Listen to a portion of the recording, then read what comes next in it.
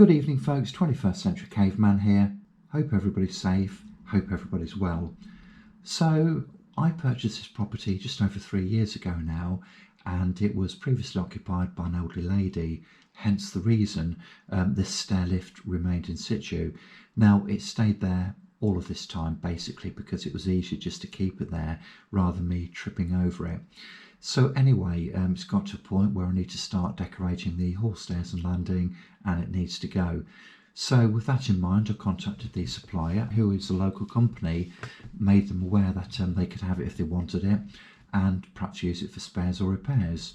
And I was thinking if somebody had one of these already, rather than going to the expense of having to get a new one, then they could hopefully, there were components which could be used to enable a cheap fix. Anyway, the company told me that it had since been discontinued, that they weren't interested in it, and basically ended the conversation by saying, look, if you want to get a shot of it, we'll come pick up for 80 quid and then we're going to skip it.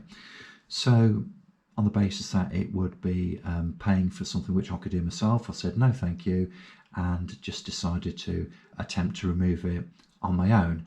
Now this took about 2 hours to do.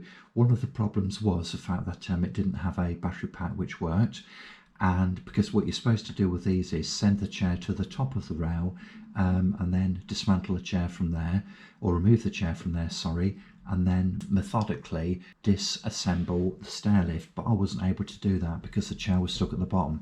Anyway, cut a long story short, I ended up unscrewing it from the stairs. There were lots of bolts and fitments which I just didn't have the bits for, so I couldn't simply disassemble it, so I had to take it down in one piece basically.